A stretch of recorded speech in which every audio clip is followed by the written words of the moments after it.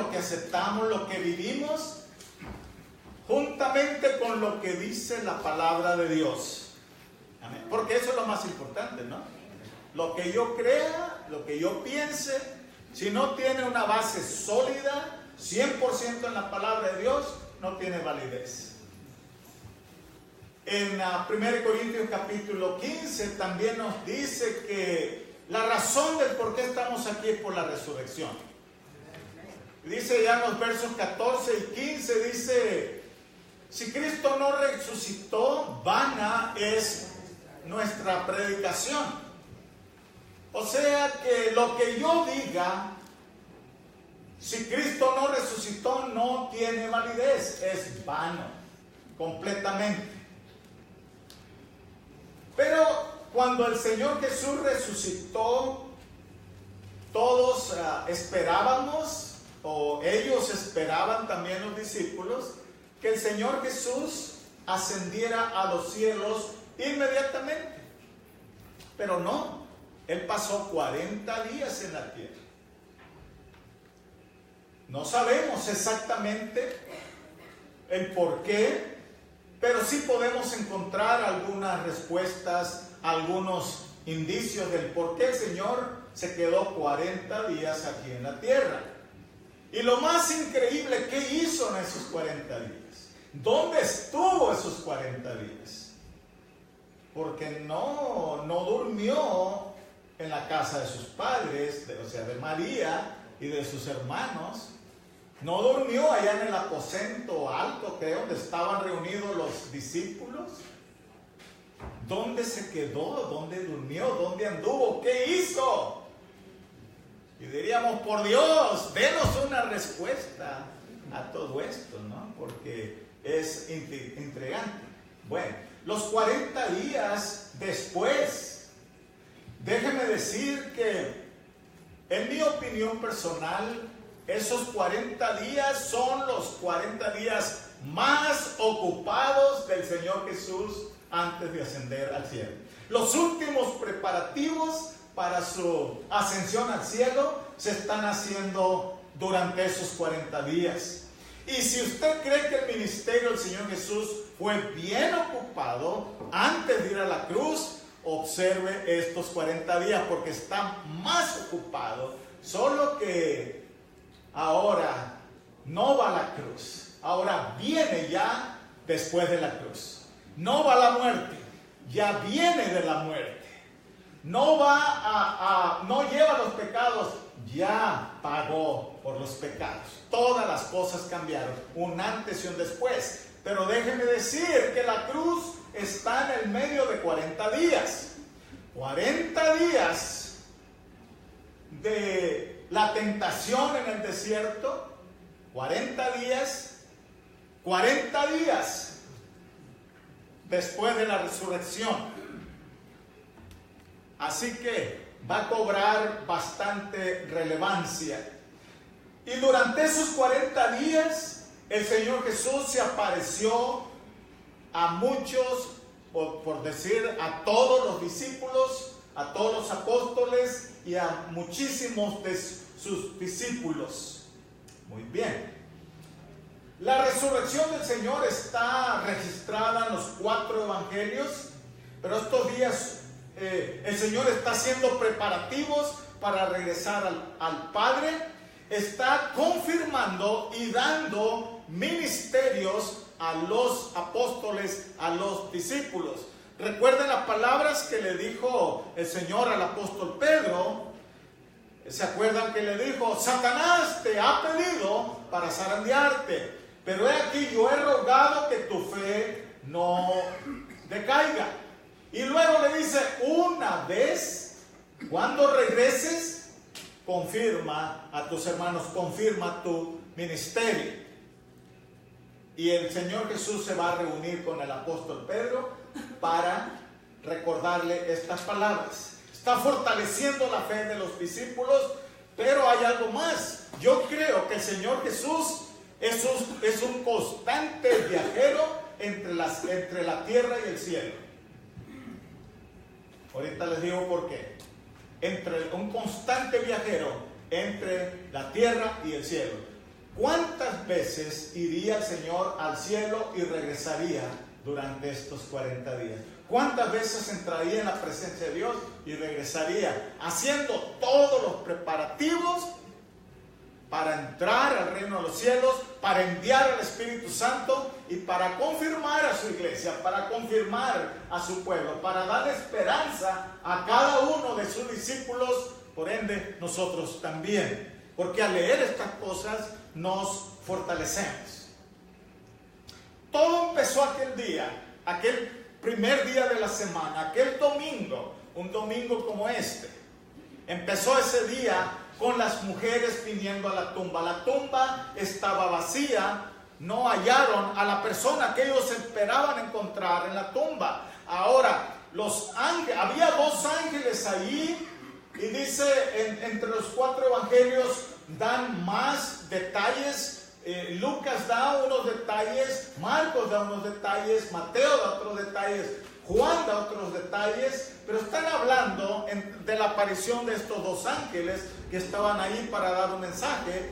Me llama la atención que uno de los ángeles estaba a la cabecera del Señor Jesús, donde fue puesto el Señor Jesús, y otro estaba a los pies de donde fue puesto el Señor Jesús, pero en el medio no había nada absolutamente. Me recuerda mucho el arca del pacto cuando veo esta figura. El arca del pacto tenía un querubín a los pies y un querubín a la cabecera, pero en el medio estaba el propiciatorio, donde el sacerdote una vez al año ponía su sangre para remisión de los pecados del pueblo. Me llama mucho la atención que se describe cómo estaban los ángeles puestos ahí. Ahora, hemos dicho que no creo que los ángeles estaban ahí para ayudar a Cristo a resucitar. ¿Usted cree que Cristo necesita ayuda para resucitar? No, claro que no.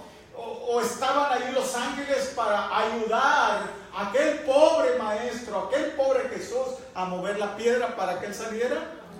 No, tampoco. Si tuvo poder para vencer la muerte, ¿cómo no va a tener poder para mover una piedrita? De varias toneladas, por cierto, pero una piedrita. ¿Cuánto no más iba a tener poder? Pero, ¿por qué estaban los ángeles ahí? Bueno, creo yo, había razones. Una de ellas, nos dice Lucas, era para dar testimonio de la resurrección, porque cuando las mujeres llegan, ahí se mencionan algunas de ellas, entre ellas María Magdalena, Salomé, María, Madre de Santiago, Juana, se mencionan algunas mujeres. Entonces le dicen, ¿por qué buscan entre los muertos al que está vivo? No está aquí, pues ha resucitado. Entonces cumplen con anunciarles a las mujeres la resurrección. Y luego le dicen, vayan y cuéntenle al resto que Jesús no está aquí. Que vayan a Galilea, como dijo él, allá se va a encontrar con ellos. Así que váyanse de Jerusalén a Galilea, porque allá tendrán un encuentro con el Señor Jesús. Allá los va a esperar, allá los van a ver, allá van a platicar con él. Pero también creo que los ángeles estaban ahí con otra razón, con otro propósito. Me lleva mucho a pensar allá en Judas. En Judas dice que Satanás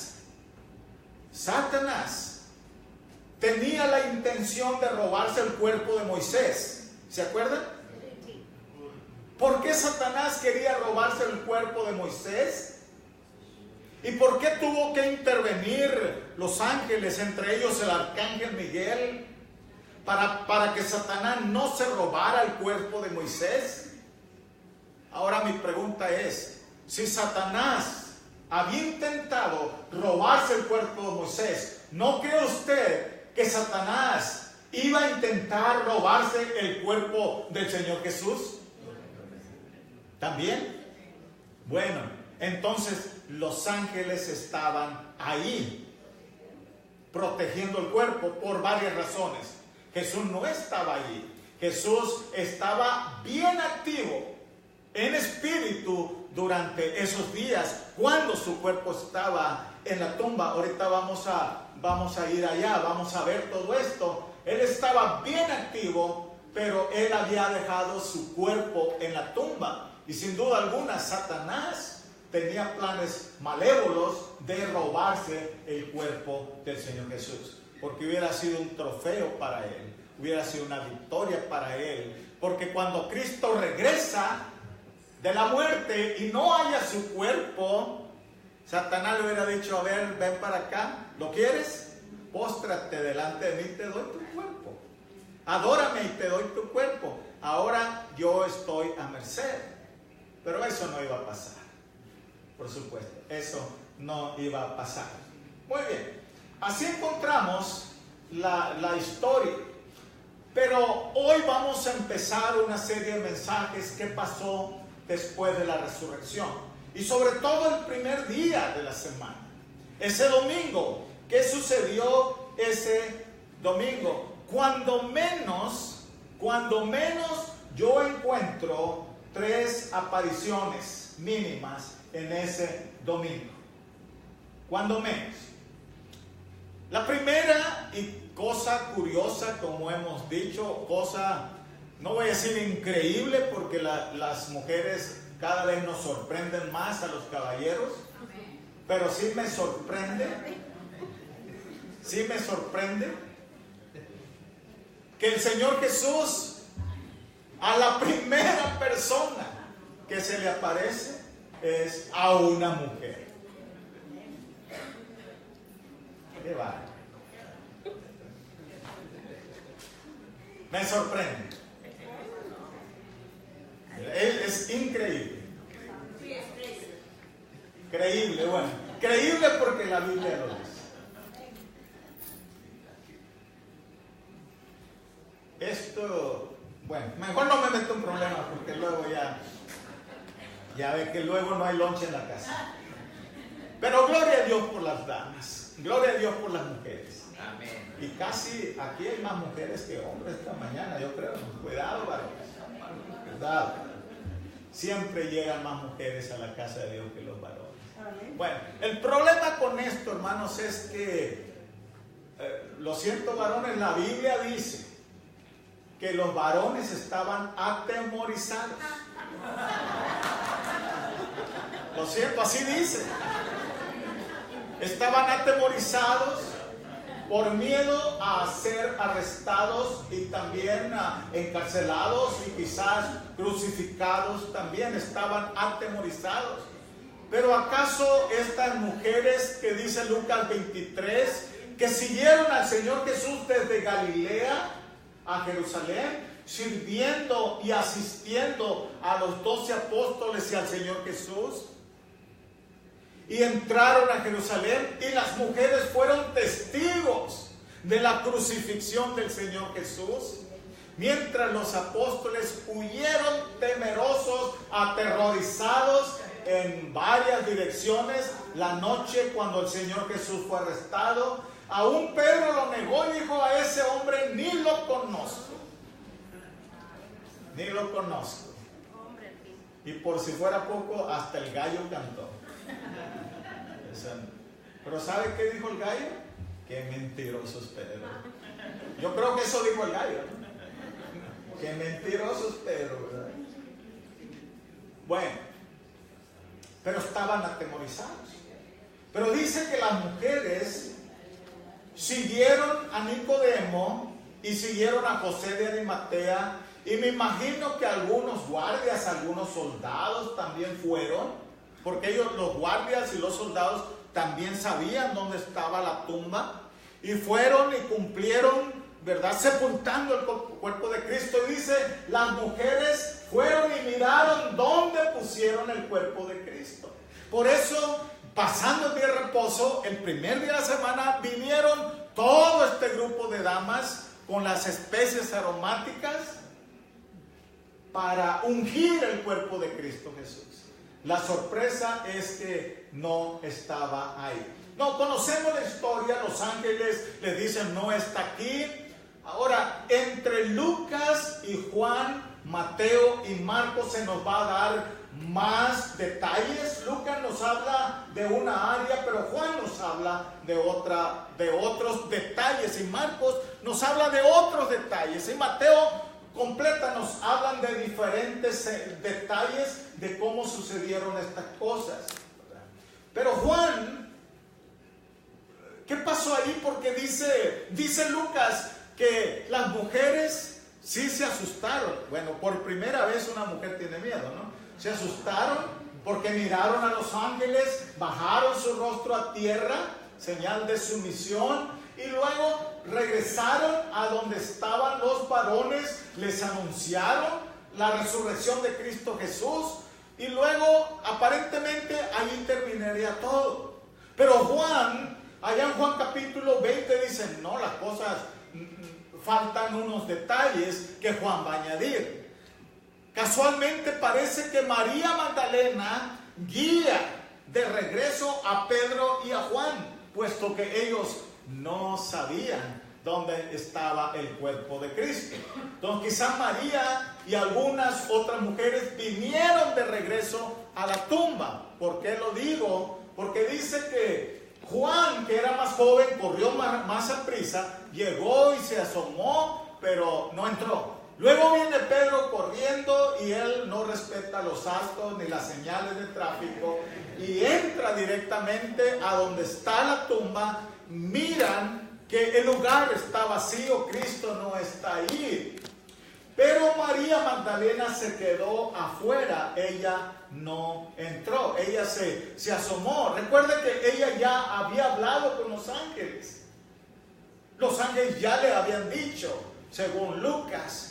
Pero aquí se añade otro detalle, porque cuando los discípulos Pedro y Juan entran y luego salen y se van, ella no se va, ella se queda ahí, y dice Juan, ella se queda llorando. ¿Verdad? Juan capítulo 20, verso 11, vamos a tomar la historia de ella. Dice, pero María estaba afuera llorando junto al sepulcro, y mientras lloraba se inclinó para mirar dentro del sepulcro y vio a los dos ángeles con vestiduras blancas. Ahí está muy bien, le dieron el mensaje. Y luego dice en el verso 14, cuando había dicho esto, se volvió ella, o sea, se retiró quizás de la entrada, y dice, y vio a Jesús que estaba ahí. No estaba dentro de la tumba, sino que estaba cerca de la tumba, quizás sentado, quizás observando todo lo que pasó en esa mañana, quizás vio a las mujeres, todas las que primero que llegaron, vio a los discípulos, a Pedro y a Juan que llegaron, entraron, pero ellos no se preocuparon por saber más. Pero ella se quedó ahí. Qué bueno cuando alguien se queda, ¿verdad?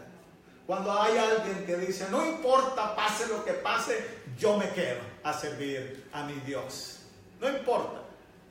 Entonces dice, vio que estaba ahí Jesús, mas ella no sabía que era Jesús. Y ahí está uno de los misterios que nos llenan de preguntas en este momento. María Magdalena, dice la Biblia que era de una región de Magdala, por eso se llama Magdalena, era, ¿verdad?, de esa área, por eso adquirió ese sobrenombre. El Señor Jesús había expulsado 7 demonios de ella. Nada más piensa el infierno que ella vivía.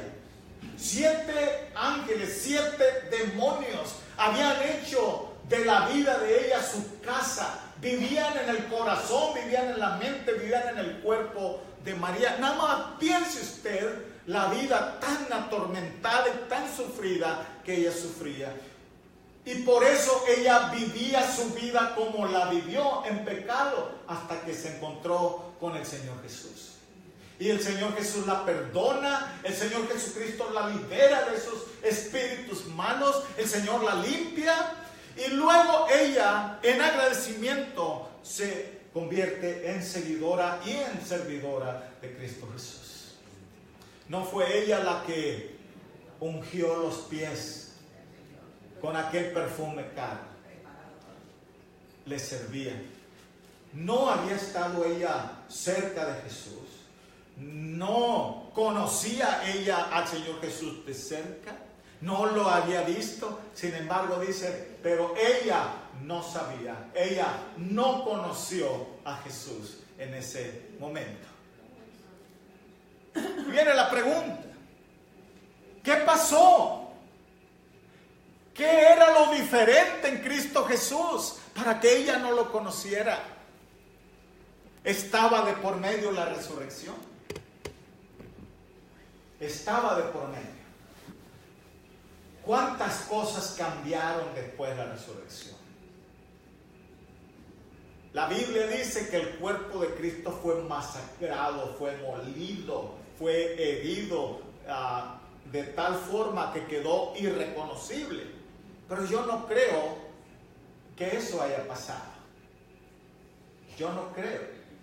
Yo no creo que por esas razones ella no hubiera reconocido, sino quizás por el aspecto de un Cristo resucitado. No por el aspecto divino, humano, sino por el aspecto divino, por la luz resplandeciente del rostro, de los ojos, por las vestiduras blancas del Señor Jesús. Por muchas razones ella no lo podía reconocer. Pero cuando Jesús le habla, todo cambia. Quizá mis ojos no te conocen, pero esa voz yo sí la conozco. Y Jesús le habló de tal manera que no le quedó a ella ni la más mínima duda de que era Jesús. Y estos son los detalles que el Señor Jesús tiene con sus hijos. Créame, si Jesús no le hubiera hablado a usted de la forma en que le habló, usted jamás se hubiera convertido al Evangelio. Si Jesús no hubiera estado con usted en ese tiempo cuando usted estaba tan atribulado, cuando usted se dio cuenta que era pecador, cuando usted se dio cuenta que iba camino al infierno, que necesitaba un Señor, un Salvador, y Jesús no le hubiera hablado como le habló, usted no se hubiera convertido y usted siguiera en sus pecados hasta el día de hoy. Y no solamente eso, cómo Jesús le habla día con día, cómo Jesús le habla al corazón a usted día con día, cómo Él tiene cuidado al hablar con usted.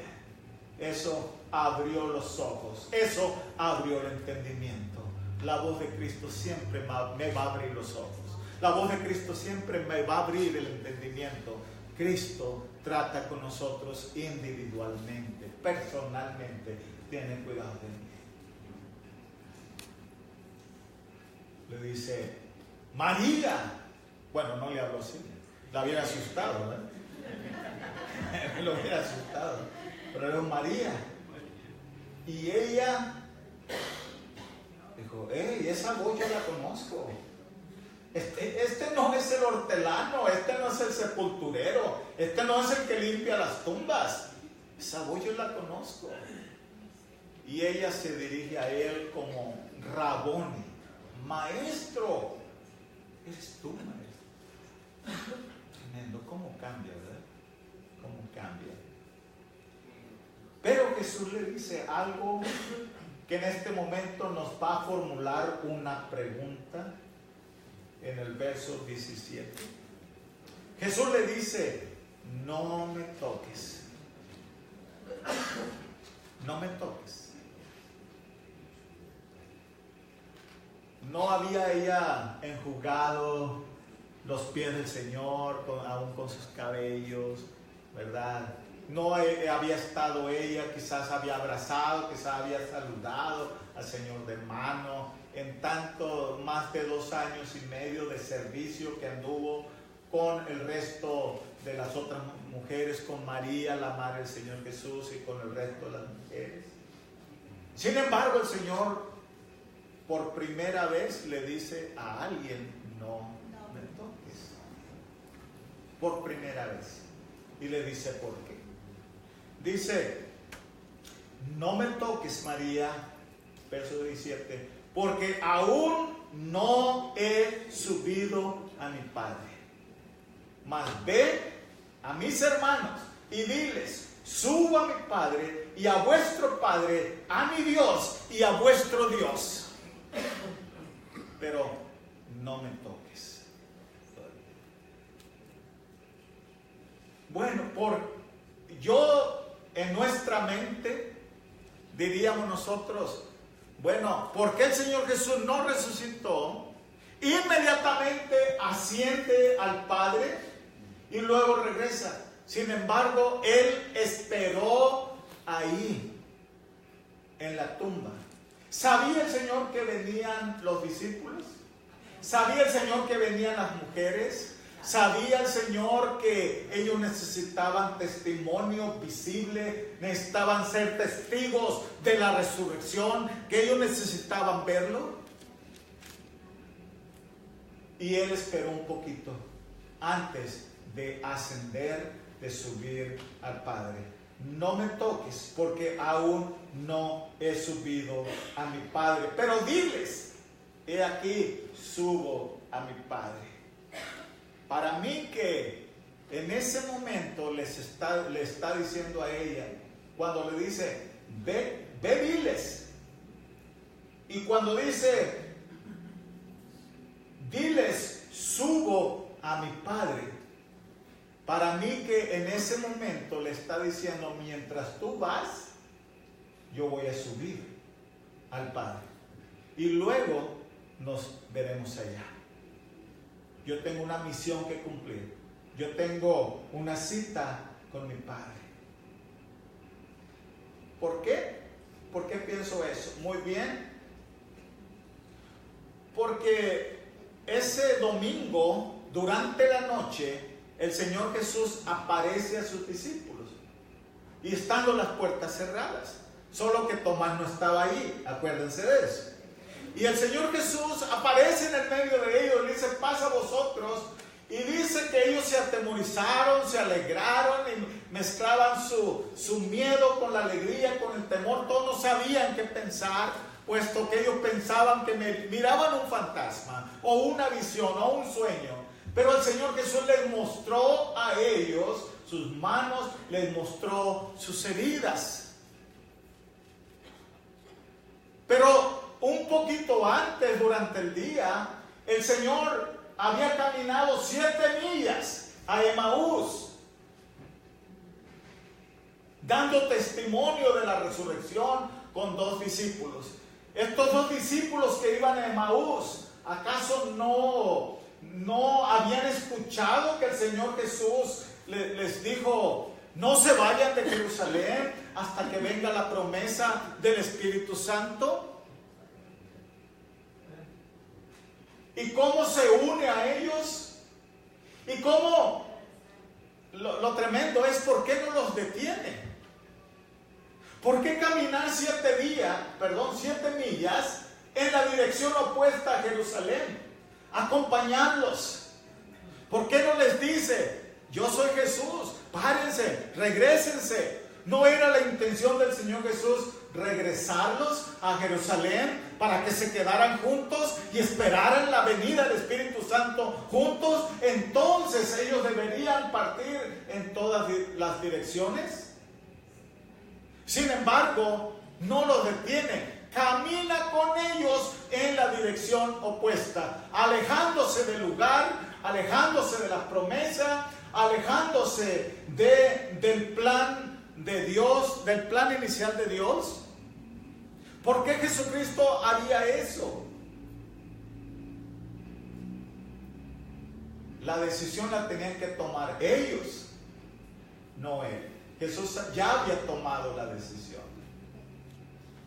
Pero aprovecha las 7 millas para contarles la historia del Mesías, las 7 millas para contarles del Cristo resucitado, para anunciarles era necesario que pasara todo eso.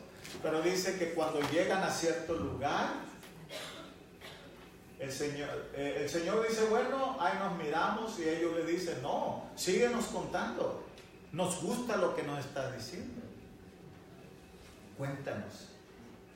Y cuando entraron a la casa para cenar, y cuando el Señor Jesús, generalmente un invitado no hace eso. Cuando usted es invitado, van y lo sientan a la mesa y los dueños de la casa le sirven. Pero no, aquí el Señor Jesús toma iniciativa inmediatamente, y Él agarra el pan y Él agarra el vino inmediatamente. ¿Y qué es lo que hace con el pan el Señor Jesús? Lo parte, y cuando lo parte los ojos de ellos se abren. ¿Pero qué pasó?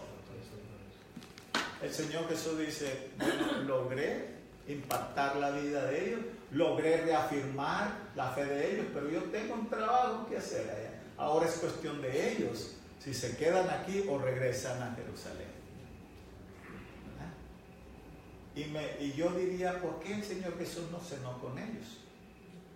Hay una razón, hay una razón.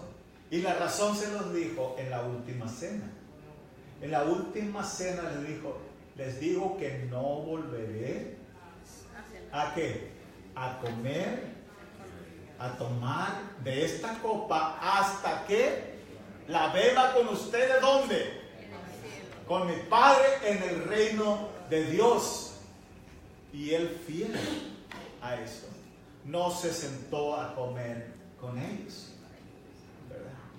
Pero ¿qué pasó en ellos? Una revolución inmediatamente. 7 millas de regreso corriendo. Y ahora sí, 7 millas. 7 millas corriendo de regreso. Ok. No me toques, vamos a regresar a no me toques. Porque aquí hay algo que el pueblo necesita ver, necesitamos entender. Dice Efesios capítulo 4. Y así, ahí quiero que vayan, Efesios capítulo 4, verso 8. Porque vamos a contestar unas preguntas. ¿Qué hizo Jesús durante esos 3 días que estuvo Él en la tumba? Diríamos, bueno, Él durmió. Diríamos, Él descansó. Diríamos, Él pasó los 3 días ahí en la tumba. Bueno, en cierta manera estamos correctos. El cuerpo de Cristo Jesús estuvo ahí, inerte, por 3 días en la tumba. Los ángeles resguardaron el cuerpo de Cristo, y sin saber, las autoridades judías y los romanos resguardaron la entrada, la puerta también. O sea, había doble guardia. Los que estaban afuera y los que estaban adentro. Adentro estaban los ángeles resguardando el cuerpo de Cristo. Pero mire, creemos que Jesús descendió a las partes más bajas de la tierra durante esos 3 días. Efesios capítulo 4, verso 8 dice, por lo cual, subiendo a lo alto, llevó cautiva la cautividad y dio dones a los hombres. Y eso de que subió, ¿qué es? Sino que también había descendido primero a las partes más bajas de la tierra. Cuando Jesús había descendido a las partes más bajas de la tierra. ¿Y por qué el Señor Jesús querría ir a las partes más bajas de la tierra? ¿Qué había en las partes más bajas de la tierra que el Señor Jesús descendió allá? Bien, quizás el apóstol Pedro nos ayude, nos dé un poquito más de entendimiento. Primera Pedro 3, verso 18 al 20. Primera Pedro 3, verso 18 al 20. Dice, porque también Cristo padeció una sola vez por los pecados, el justo por los injustos, para llevarnos a Dios, siendo a la verdad muerto en la carne, pero vivificados en espíritu, en el cual, ok, aquí viene la respuesta, en el cual también fue y predicó a los espíritus encarcelados, los que en otro tiempo desobedecieron, cuando una vez esperaba la paciencia de Dios en los días de Noé.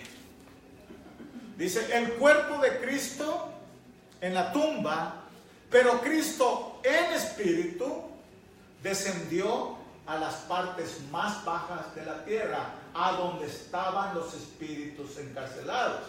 Como iglesia nosotros creemos lo que dice Efesios capítulo 4 verso 8, que cuando Cristo resucitó, Él liberó a estos hombres de Dios para presentarlos también delante del Padre. Amén. Por eso dice, subiendo a lo alto, llevó cautiva la cautividad, pero al mismo tiempo les predicó y les mostró y les enseñó a todos aquellos que rechazaron y desobedecieron el plan de Dios. En la predicación unos se salvan y otros se condenan. El Señor rescató a los que se salvaron por la fe. Abraham, Moisés, Elías, todos aquellos grandes hombres y mujeres de Dios. Amén. No he perdido a nadie. Ok. Ahora, ¿por qué descendería el Señor Jesús? Dice que habla de prisiones. No dice ahí Lucas capítulo 16 que cuando murió el rico y Lázaro, ambos abrieron los ojos en las partes bajas de la tierra, pero en diferentes lugares. En un lado estaba Abraham, estaban estos hombres de Dios, y en el otro lado estaba el lugar de tormento, de castigo. ¿Verdad? Allá descendió el Señor Jesús. Ok, ¿por qué descendió? ¿Para qué descendió? Bueno, había una razón. Yo creo que el Señor Jesús descendió para conquistar la muerte y el Hades también, para conquistar al Seol, no solamente conquistar el sepulcro, la tumba, pero conquistar también el infierno, y para cerrar la puerta para que ninguno de sus hijos pudiera ir ahí, solo aquellos que no están inscritos en el libro de la vida. Eso dice aquí la palabra. Vea, Apocalipsis 1:18. Apocalipsis 1:18. Dice Cristo, tomando ahí en el verso 18, dice, y el que vivo y estuve muerto. Está hablando de Cristo, ¿eh? El que vivo y estuve muerto, mas he aquí que vivo por los siglos de los siglos. Amén. Y luego, ¿qué dice? Y tengo las llaves de la muerte y del Hades. Amén. Tengo las llaves. Descendí a las partes más bajas de la tierra para recuperar las llaves de la muerte y del Hades. Aquí tengo las llaves. El que tiene las llaves entra. El que tiene las llaves tiene autoridad para abrir o para cerrar. Servimos al que tiene las llaves. Pero ¿sabe qué? Las llaves tienen un propósito, tienen para abrir y para cerrar. Dice él que descendió y le quitó las llaves a la muerte y al Hades. A la muerte, al sepulcro y al infierno. Y la cosa tan curiosa, hermano, que uno dice, bueno, ¿acaso el Señor Jesús no estaba inerte en la tumba? Y ahí no es el infierno, ¿verdad? ¿Vuelva? Sí, ok.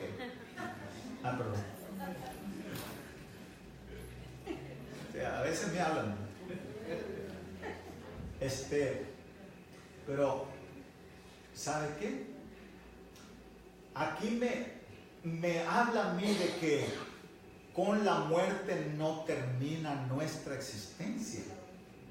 La existencia del Señor Jesús no terminó con su muerte física. En espíritu descendió. Y eso quiere decir que cuando usted y yo partamos de este mundo, no es el final de nuestra existencia. La muerte es el inicio de la vida eterna para el Hijo de Dios. La muerte física es la entrada al reino de Dios para nosotros. Por eso el Señor Jesús, su cuerpo estaba en la tumba, pero Él descendió. Porque en espíritu, aquellos que habían muerto, su cuerpo ya se había desintegrado muchos años atrás. Pero sus espíritus seguían vivos, seguían conscientes. Y el Señor Jesús descendió y fue y buscó a la muerte, y buscó al sepulcro, y entró al Hades. Y dijo: vengo por algo que me pertenece, las llaves. Amén. Tomó las llaves y regresó para resucitar. Y cuando el Señor Jesús resucita, ¿verdad? Resucita. Y cuando Jesús se encuentra con María Magdalena, Jesús en ese momento tiene las llaves. Él acaba de resucitar, trae consigo las llaves, pero Él tiene algo más precioso todavía. Tiene la sangre del nuevo pacto que deberá transportar al reino de Dios para completar todo lo que está hecho en la tierra. Ya está cumplido. El sacrificio fue hecho, el derramamiento de sangre ya fue cumplido, todo ya es hecho, ya está completo, está terminado, consumado es, dijo el Señor Jesús, está cumplido. Resucita, pero le dice: no me toques, no he subido a mi Padre y necesito subir. Y esto es urgente, no me puedo quedar, no puedo ir allá a Galilea para encontrarme, pero ve tú y diles que se vayan, que ya me esperen, mientras yo voy a ir, porque tengo una misión que cumplir.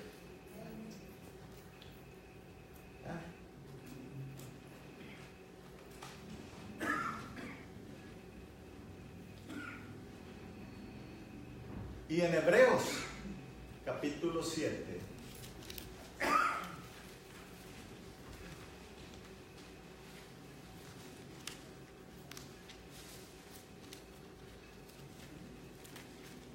verso 11 en adelante, vamos a ver, dice: pero estando ya presente Cristo, sumo sacerdote de los bienes venideros, por el más amplio y perfecto tabernáculo, no hecho de manos, es decir, no de esta creación, y no por la sangre de machos cabríos ni becerros, sino por su propia sangre, dice, ahí queremos llegar, entró una vez y para siempre en el lugar santísimo, habiendo obtenido eterna redención. Entró una vez y para siempre, dice la palabra de Dios. ¿Dónde? En el lugar santísimo. No me toques, María, porque subo en este momento. Dile a mis hermanos: subo en este momento, voy a entrar al lugar santísimo. Aquí llevo las llaves conmigo y llevo la sangre para entrar al lugar santísimo. Y dice que las puertas del lugar santísimo se abrieron para recibir al nuevo sumo sacerdote, al sacerdote del nuevo pacto. Y Jesucristo llega, se presenta delante del Padre: Padre, la obra está completa. Déjame entrar al lugar santísimo. Acepta mi sacrificio. Acepta la sangre. Dice, y con su propia sangre entró en el santuario eterno, en el lugar santísimo eterno. Por eso logró una eterna redención para todos nosotros. Y es por eso que podemos tener vida eterna. creemos que eso pasó ese día, ese domingo, cuando Él le dice a María, voy, en este momento voy en camino al Padre, en este momento mi Padre me espera, en este momento las puertas del tabernáculo celestial se están abriendo. Y lo bonito es como el Padre recibe el sacrificio completo, recibe la sangre en pago para la redención de cada uno de nosotros. Y la salvación que usted tiene es eterna en Cristo Jesús. Nada ni nadie le podrá quitar a usted lo que Cristo le ha dado. La salvación de usted es eterna. Usted entrará y vivirá en la presencia de Dios eternamente, dice la palabra, porque el Padre aceptó el sacrificio de Cristo Jesús, y la resurrección es la muestra de que el Padre aceptó el sacrificio de Cristo. Si no lo hubiera aceptado, Cristo se hubiera quedado en la tumba, Cristo no hubiera resucitado, pero el Padre quedó complacido. Amén. Y en Cristo Jesús tenemos vida eterna. Amén. Yo creo que el Señor Jesús merece nuestra adoración y nuestra alabanza. Amado Señor, bendito sea. Gracias, Señor, gracias. Gracias, Padre, por recibir la obra completa, terminada de Cristo Jesús. Gracias por aceptar la sangre de Cristo Jesús en pago por todos nuestros pecados. Y por eso le damos gracias en este día, Señor. Bendito sea su nombre. Ahora no sé yo, mientras oramos, no sé si hay alguien aquí, quizás alguien en esta mañana no está cubierto todavía por esa sangre, que hoy puede ser el día de su salvación. Porque si usted muriera hoy, ¿está usted seguro, segura que va al reino de los cielos? Pero usted dice, bueno, no estoy seguro, no estoy segura, pero quisiera estar seguro. Si usted está aquí en esta mañana, ¿por qué no nos deja orar con usted? Su destino depende de esta decisión. Cristo ya pagó, Cristo ya murió, ya resucitó, ya entró en el santuario celestial con su propia sangre. Ya la obra, la deuda está pagada, solamente necesita usted ser redimido confiando en Cristo Jesús. Si hay alguien aquí, déjenos orar por usted. Levante su mano y oraremos por usted, porque usted necesita ir a casa seguro, segura de que sus pecados han sido perdonados. Y si usted muriera este día, usted entraría a la presencia de Dios por el resto de la eternidad, porque Cristo pagó su deuda. ¿Habrá alguien aquí? Si hay, levante su mano para que nosotros oremos.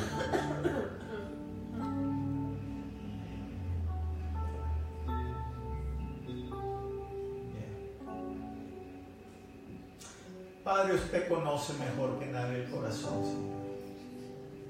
Nadie mejor que usted, Señor. Pero oramos que el Espíritu Santo convenza de pecado, de justicia y de juicio a todos aquellos que necesitan ser convencidos. Porque después del convencimiento viene el arrepentimiento, Señor. Y después del arrepentimiento viene la confesión de pecados. Y viene la aceptación del sacrificio de Cristo. Y cuando aceptamos a Cristo como nuestro Señor y Salvador, todo cambia, porque somos sellados para vida eterna. Somos sellados con el Espíritu Santo de la promesa, y desde ese momento pasamos de muerte a vida. Gracias, Señor. Bendiga a sus hijos, bendiga a su pueblo, Padre. En el nombre de Cristo Jesús hacemos esta oración. Amén. El Señor nos bendiga, hermano.